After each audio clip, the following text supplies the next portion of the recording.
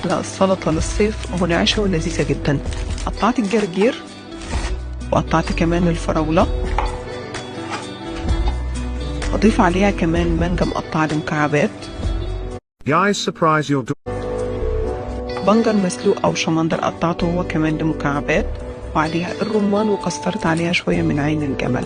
الصوص عبارة عن عصير برتقان، دبس الرمان، ملح وزيت زيتون، وقلبتهم مع بعض وضفتهم للسلطة.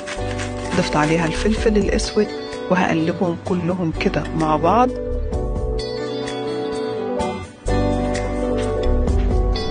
التشيكن فرانسيسكو ساندويتش ضروري تجربوه بالبيت وتشوفوا قد ايه حيطلع طيب معكم.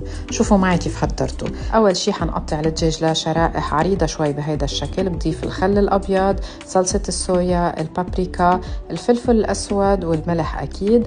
من بعدها حضيف كمان شوي من بودرة الثوم والزيت النباتي. بقلبهم منيح وبخلي Guys, maybe everything. ليلة كاملة بالبراد أو لساعتين 3 قبل ما أقليهم. بعدين حميت زيت نباتي بمقلى كبير وضفت الدجاج وقليتهم ليتغير لونهم ويستووا. من بعد أضيف جبنة الموتزاريلا على وجهن، بوطي النار وبغطيهم لحتى تذوب الجبنة.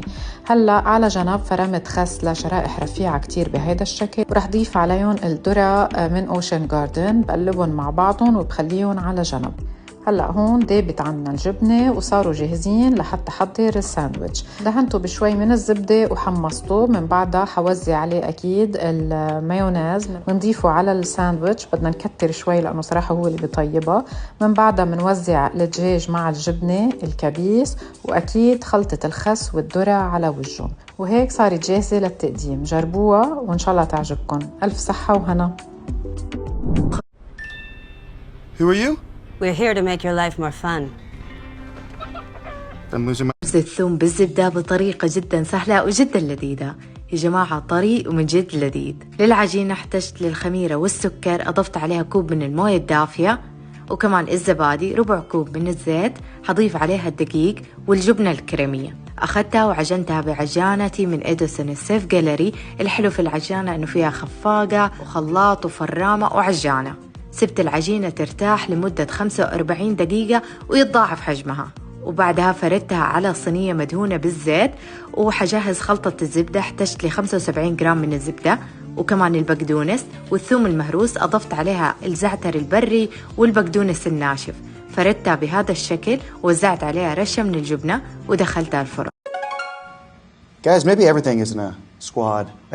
وبعد ما طلعتها ما أحكي لكم عن ريحتها وكيف طلعت طرية ومن جد لذيذة. من الوصفات الطيبة واللي ما ينمل منها هي دبس الدجاج. بالبداية بجدر خليت ملعقة من السمنة. أفخاذ الدجاج بعد ما غسلتها وشلت من عندها الجلد حتى لا يصير بيها زفرة. أقلبها كل زين بالزيت حتى تاخذ لون، وأخلي بصل وورق غار، ملح ومي، وأتركها 40 دقيقة تنسلق. بعدها بصينية الشوي راح أوزع البوتيتا والباذنجان بعد ما تقلوها أو تشوها. أنا شويتها بالفرن. أخلي الدجاج بعد ما انسلق وأخليه بالصينية، وأخلي البوتيتا والباذنجان، بصل وثوم وفلفل، سهيتها بشوية زيت وراح أوزعها بالصينية. طماطة على الوجه. الصلصة ملعقتين من المعجون، 7 بهار وملح، ودبس الرمان كمية زينة، مية سلق اللحم اللي سويناه بداية الفيديو، وأخبطه كله زين وأخليه بالصينية.